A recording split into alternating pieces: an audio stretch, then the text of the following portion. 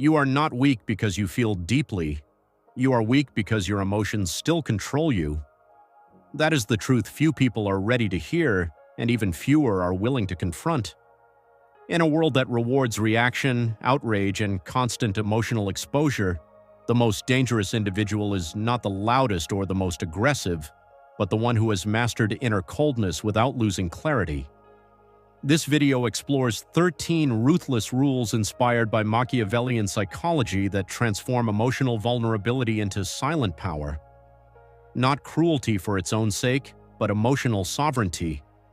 If this resonates, write "inner silence" in the comments, because those who understand this phrase are already ahead of the crowd.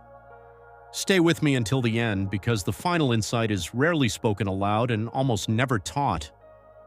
Subscribe, like this video, and listen carefully. What you are about to hear may permanently change how you relate to pain, control, and yourself. Long before modern psychology gave names to trauma, ego, or emotional regulation, thinkers like Machiavelli were already dissecting the hidden mechanics of human behavior. Living in an era of betrayal, political violence, and shifting loyalties, Machiavelli observed one brutal truth: those ruled by their emotions were always ruled by others. His philosophy was not born from cruelty, but from realism. He understood that unchecked compassion invites exploitation, that transparency can become a weakness, and that emotional display often serves others more than it serves you. Over time, these ideas were distorted, buried under moral outrage, or reduced to caricature. Yet today, in an age of emotional oversharing, validation addiction, and psychological manipulation, this forgotten wisdom feels uncomfortably relevant. What Machiavelli exposed was not how to dominate others, but how to stop being dominated from within. To become emotionally dangerous is not to become heartless, it is to become unreachable from the inside. Most people misunderstand this immediately. They imagine cruelty, manipulation, or domination. But Machiavellian emotional danger begins somewhere far quieter and far more unsettling: the moment you stop needing emotional permission to exist as you are. The first ruthless rule is this: never let your emotions rush ahead of your awareness. Every time you react instantly, you surrender control. Reaction is the language of those who are still being pulled by invisible strings. When anger explodes before thought, when sadness spills before meaning is extracted, when joy is offered too easily, you reveal your internal levers, and once revealed, they can be pulled again. Emotional danger begins with delay. You feel everything, but you respond later. In that space between feeling and action, power is born. The second rule follows naturally: never explain your emotional shifts. The moment you justify how you feel, you hand over authority. Explanations invite judgment, negotiation, and correction. When you say, "I am upset because," you implicitly allow the other person to decide whether your emotion is valid. Machiavelli understood that justification is a form of submission disguised as honesty. Emotional danger means you own your inner climate without asking for approval. You do not weaponize silence, but you respect it. Silence forces others to sit with uncertainty, and uncertainty is deeply uncomfortable for those who rely on emotional cues to feel safe. This is not manipulation, it is self-containment. The third rule is unsettling but essential: never seek emotional relief from the same people who caused your emotional disturbance. This is one of the most common psychological traps. When someone hurts you, your instinct is to confront them emotionally, to seek closure, validation, or repair. But in doing so, you hand them a second victory. They now become both the wound and the remedy. Machiavellian emotional discipline teaches you to process internally first. Relief must come from clarity, not from confession. When you no longer need others to soothe what they disturbed, you become unpredictable in the most powerful way. The fourth rule is about detachment, not indifference. Learn to observe your emotions as information, not identity. Most people say, "I am angry" or "I am anxious," as if the emotion defines them. This fuses self-worth with inner turbulence. Machiavelli would see this as fatal. Emotions are signals, not commands. When you create distance between the observer and the feeling, you gain leverage. You ask not, "Why do I feel this?" but "What does this reveal about the situation, the person, and my expectations?" Emotional danger is born when feelings are decoded rather than obeyed. The fifth rule is one people resist fiercely. Never reward emotional disrespect with emotional availability. When someone dismisses your feelings, mocks them, or ignores them, the instinctive reaction is to intensify expression. Louder words, stronger emotion, greater vulnerability. But this is precisely backwards. Emotional intensity should decrease where respect is absent. Withdrawal is not punishment, it is alignment. Machiavelli understood that attention is currency. Where you place it teaches others how to treat you. Emotional danger means your energy becomes selective. Scarcity increases value, not noise. The sixth rule is subtle and rarely discussed. Never allow emotional habits to become visible patterns. If you always react the same way, you become readable. If you always forgive quickly, you become predictable. If you always confront directly, you become manageable. Emotional danger thrives on variability. This does not mean inconsistency in values, but flexibility in expression. Sometimes you address issues immediately, sometimes you wait, sometimes you forgive, sometimes you detach. The key is that your emotional behavior cannot be mapped. Once people can map you, they can anticipate you, and anticipation kills power. The seventh rule cuts deep into modern culture. Do not outsource emotional regulation. Many people rely on constant reassurance, external validation, or shared outrage to stabilize their emotions. This creates dependency. Machiavelli would argue that dependency is the seed of manipulation. When your emotional equilibrium depends on others responding correctly, you are no longer sovereign. Emotional danger requires internal regulation. You learn to sit with discomfort without broadcasting it. You metabolize frustration privately. You allow sadness to teach before it escapes. This creates an aura of composure that unsettles others because they cannot tell what moves you. The eighth rule is often misunderstood as coldness. Never confuse empathy with emotional absorption. Feeling with others does not require drowning in their emotions. Many people absorb moods unconsciously, carrying anxiety, guilt, or anger that is not theirs. This makes them easy to overwhelm. Machiavellian emotional intelligence draws a firm boundary. You understand others deeply, but you do not internalize their chaos. You can acknowledge pain without carrying it. This is not lack of compassion, it is precision. The ninth rule is ruthless but freeing. Never argue emotionally. Arguments are emotional traps disguised as rational exchange. The moment your tone rises, your breathing shifts, or your body tightens, the argument is no longer about truth. It becomes about dominance, defense, and ego survival. Machiavelli observed that those who remain emotionally neutral during conflict often win without convincing. They let others exhaust themselves. Emotional danger means you disengage from emotional combat. You choose timing over impulse, silence over escalation, withdrawal over victory that costs composure. The 10th rule concerns memory. Never allow past emotional wounds to dictate present reactions. Unhealed patterns turn into triggers. Triggers remove choice. Machiavellian discipline demands ruthless self-awareness here. When you react strongly, you ask whether the reaction belongs to now or to then. Emotional danger emerges when your present self is no longer hijacked by unresolved history. This does not mean suppressing pain, but integrating it so it no longer drives the wheel. The 11th rule is rarely taught because it threatens social norms. Never be emotionally transparent with those who have not earned access. Modern culture glorifies openness as authenticity. Machiavelli would call this naive. Transparency without discernment is exposure. Exposure invites exploitation. Emotional danger means layers, not walls but doors.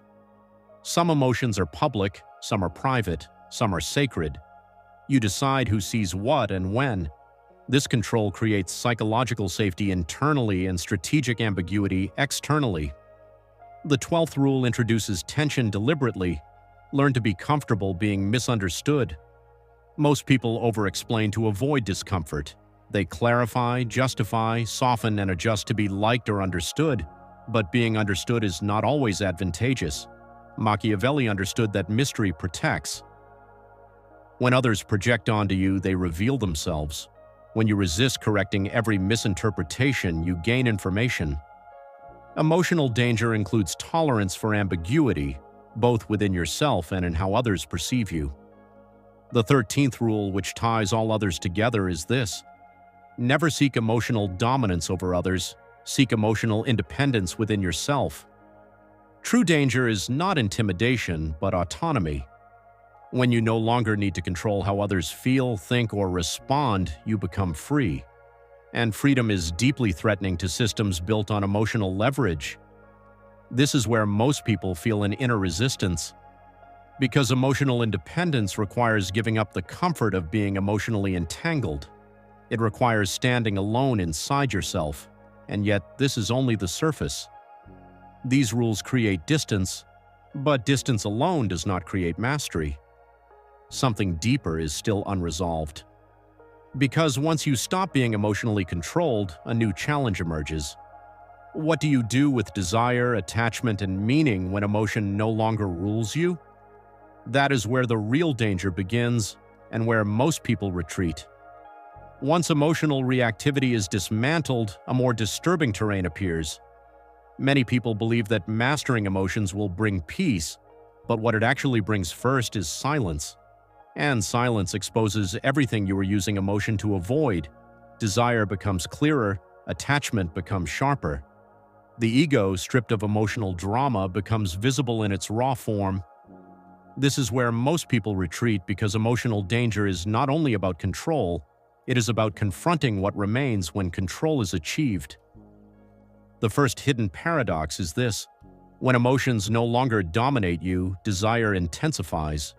You are no longer numbing yourself with impulsive reactions, so what you want becomes unmistakable. Machiavelli understood desire not as weakness, but as fuel that must be directed. The problem is that modern individuals are taught to either indulge desire blindly or repress it morally. Both approaches create internal fracture. Emotional danger requires a third path: conscious containment. You do not rush to satisfy desire, nor do you shame it.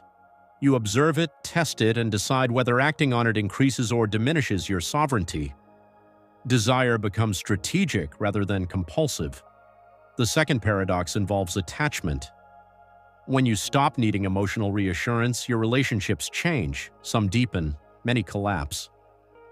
This is not because you have become cold, but because attachment based on emotional dependency cannot survive emotional independence. Machiavelli saw alliances not as eternal bonds, but as dynamic arrangements. Applied internally, this means you must be willing to let relationships evolve or end without emotional bargaining. This is where guilt often arises. You may feel you are betraying others by no longer needing them in the same way, but this guilt is a residue of emotional conditioning, not a moral truth. Emotional danger includes the courage to disappoint others without betraying yourself. Another layer reveals itself in the ego's response. When emotions no longer run unchecked, the ego attempts to regain control through identity. It may whisper that you are now superior, enlightened, or untouchable. This is a subtle trap. Machiavellian realism warns against mistaking discipline for superiority. The moment emotional control becomes an identity, it becomes fragile. You start defending the image of being unbothered, calm, or powerful, and anything that threatens that image provokes reaction. True emotional danger is invisible even to the self. It does not announce itself. It does not need to be proven. There is also a conflict between meaning and detachment that few discuss honestly. When emotions lose their grip, life can feel strangely flat at first. Drama fades, intensity drops. Some people panic here and return to chaos because they confuse stimulation with meaning. Machiavelli would argue that meaning is not found in emotional highs, but in alignment between action and intention. Emotional danger requires redefining fulfillment.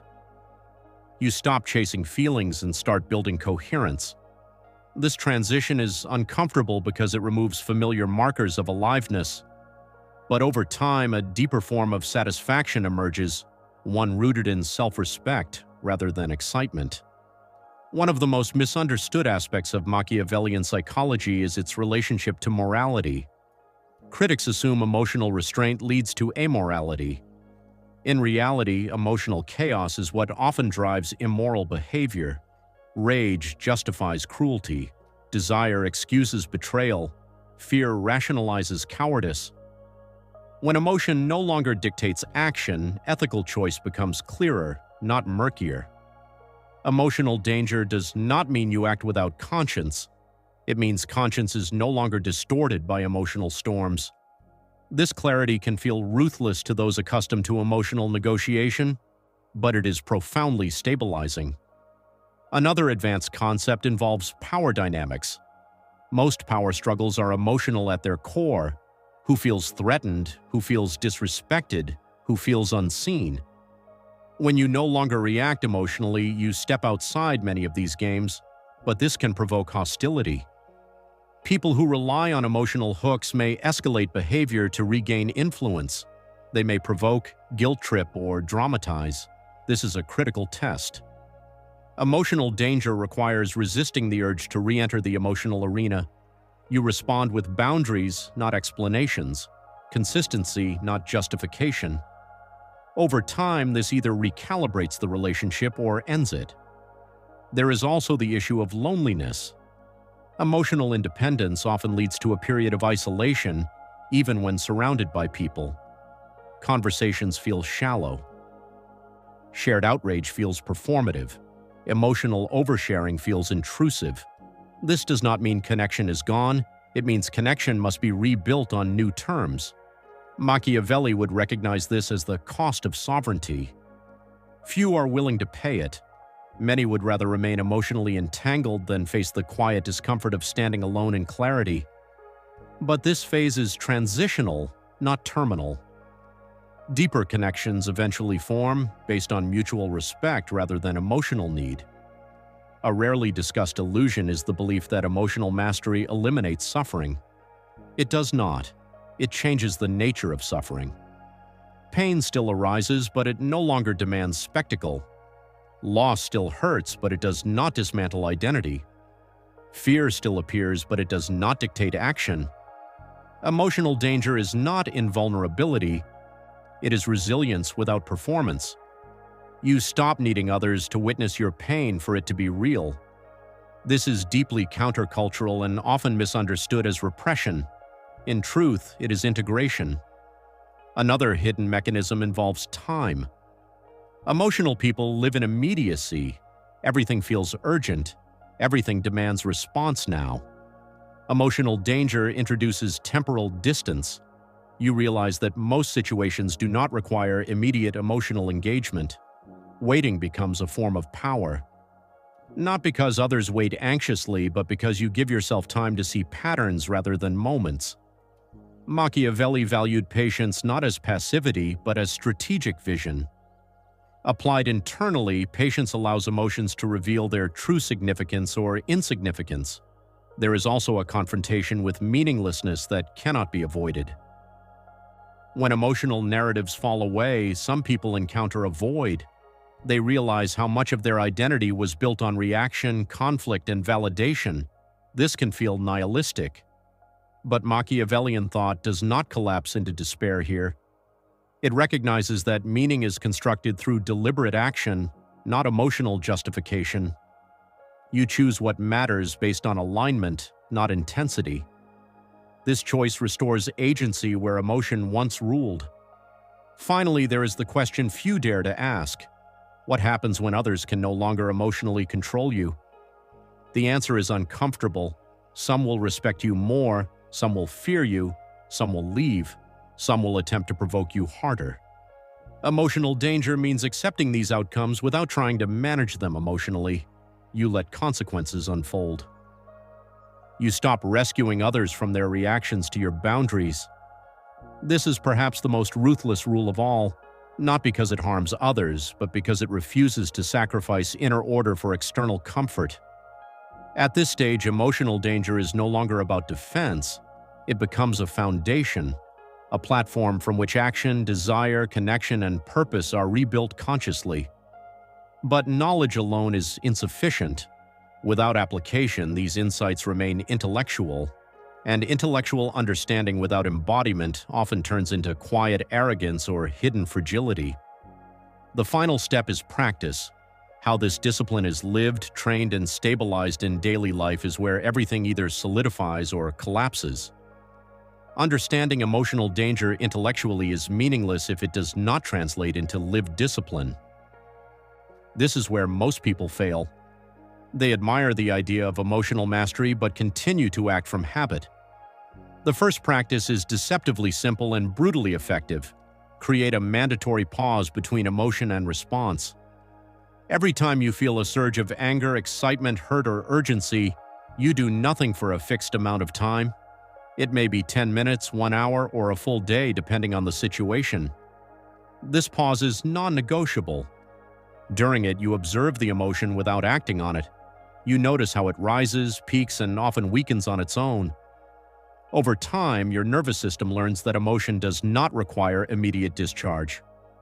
This single practice alone will radically reduce impulsive damage. The second practice is emotional journaling without storytelling. Most people journal to vent or justify.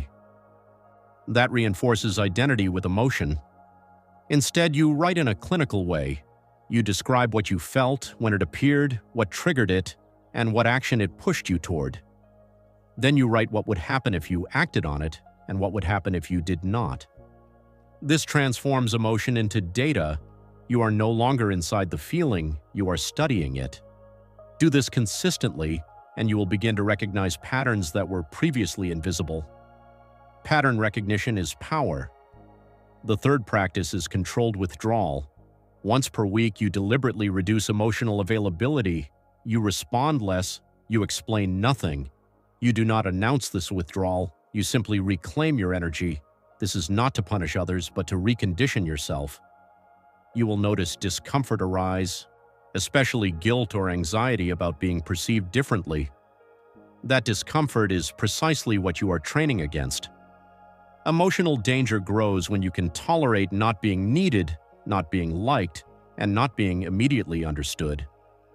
The fourth practice is boundary rehearsal.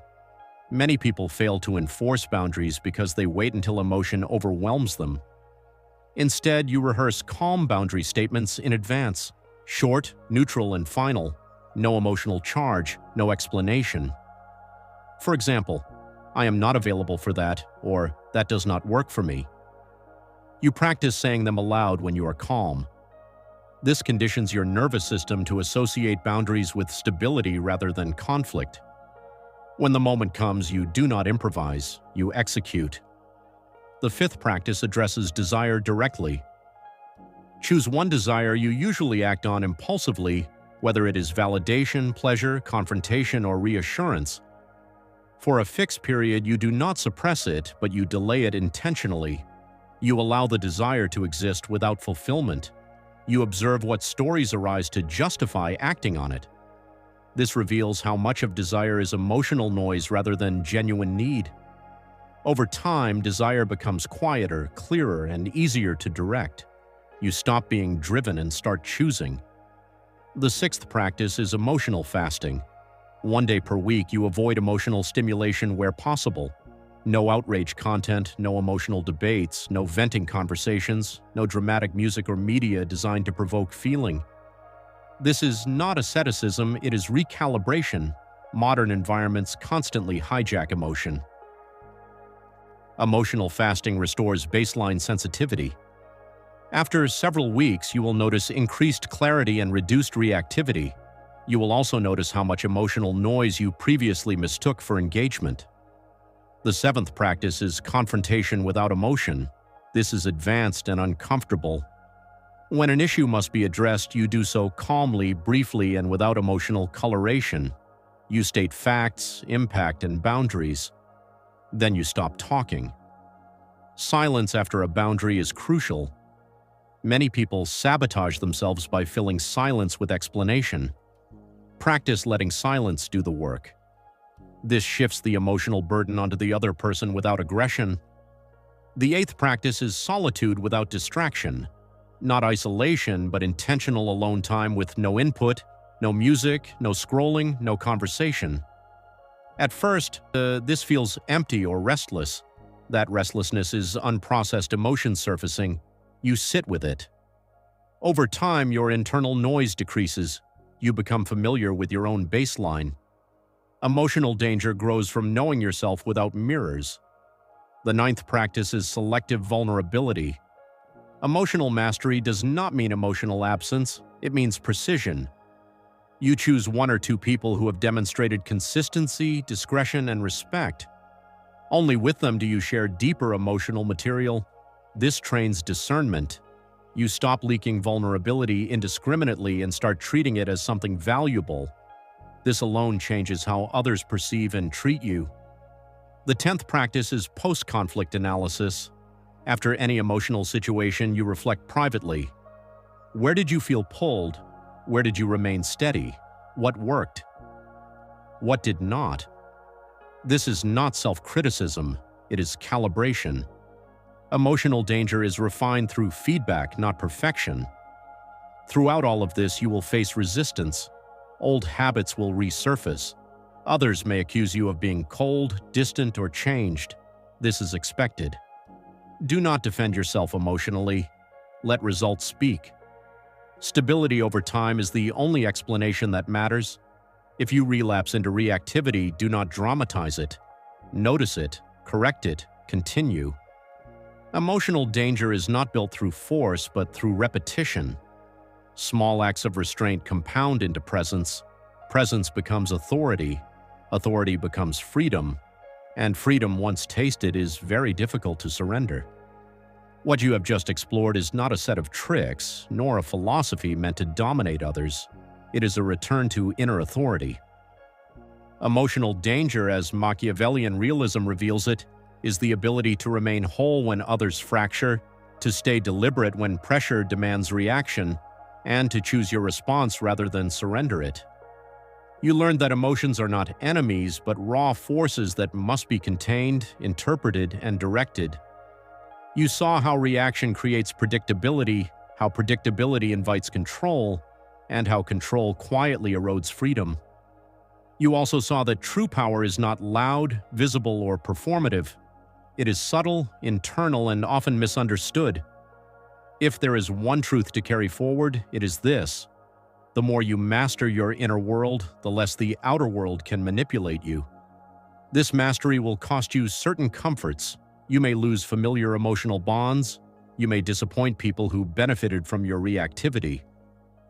You may feel alone at times, but what you gain is something far rarer: self-respect without negotiation, calm without suppression, strength without brutality. Ask yourself this question and do not answer it quickly. Who would you become if nothing outside of you could hijack your emotional state? Sit with that question, let it disturb you, let it guide you. If this video resonated, engage with it, not as approval, but as commitment. Because the most dangerous transformation is not visible at all. It happens silently, where no one is watching, when you decide that your inner order is no longer for sale.